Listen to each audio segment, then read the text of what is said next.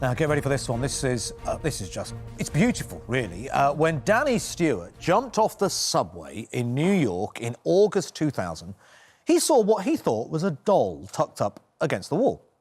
And then he did a double take, looked again and saw the legs actually moving and realised the doll was, in fact, a real-life baby.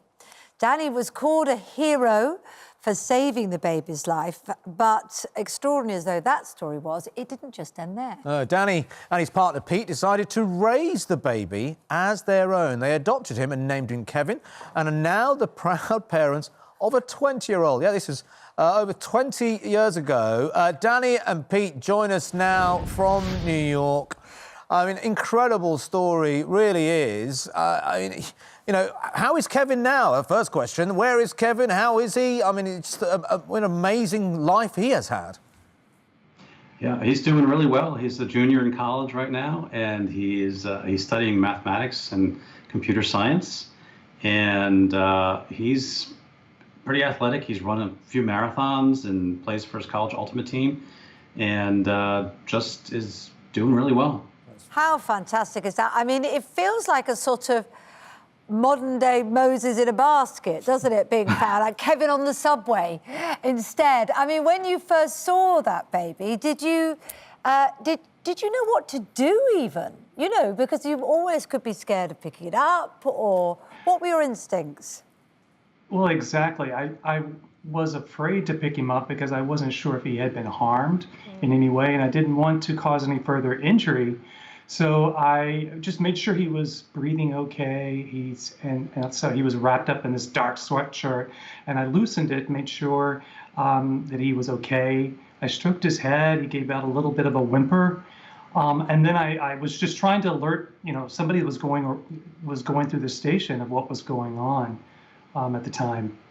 So, Danny, take us. So, what was the sort of process between you finding what we now call him Kevin, and then to the point that you decided to adopt him? How did that process happen? Well, it didn't happen overnight. In fact, we had no notions of adopting. We just that wasn't even in our thoughts at all.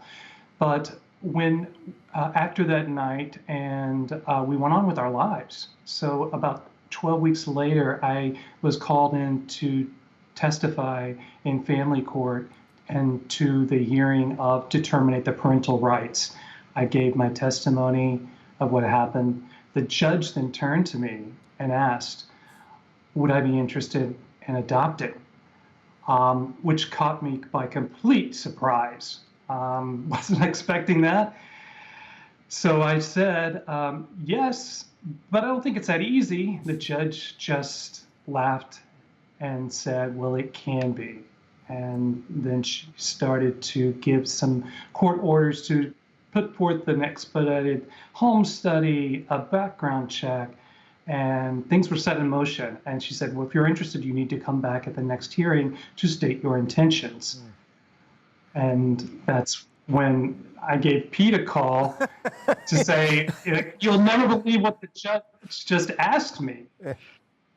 So how did you feel, Pete, when Danny asked you, said, look, this is what I've been asked. What do you think? Shall we become parents to this lovely little baby?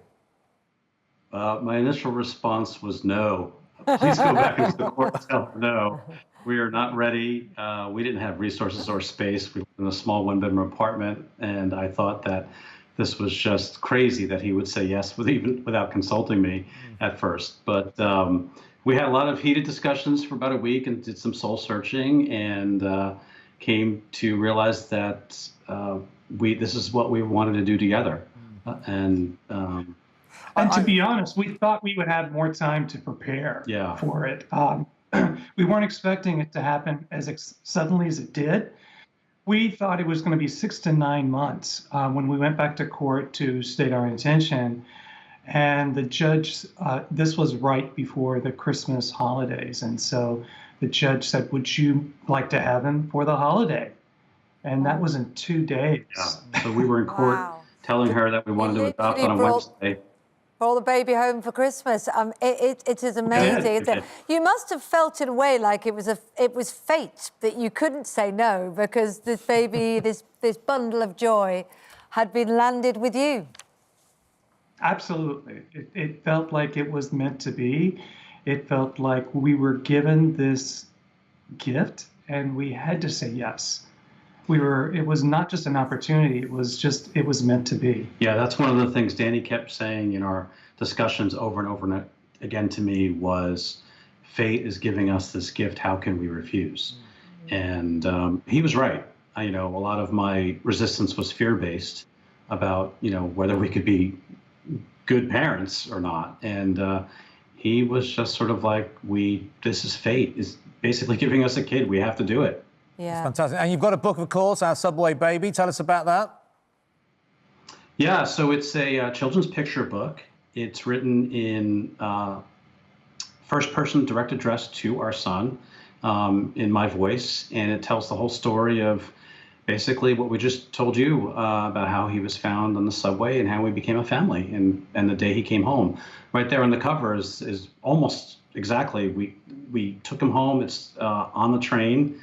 We picked him up, we rode the train home, and it actually was starting to snow out on the street. So it was kind of like this really great New York City Christmas, snowy, we're getting a baby for Christmas. It felt magical. It really did feel magical at the time. It sounds like a tale in a book made for a movie, to be honest. Yeah, Surely exactly. you must be in negotiations for those rights at some point.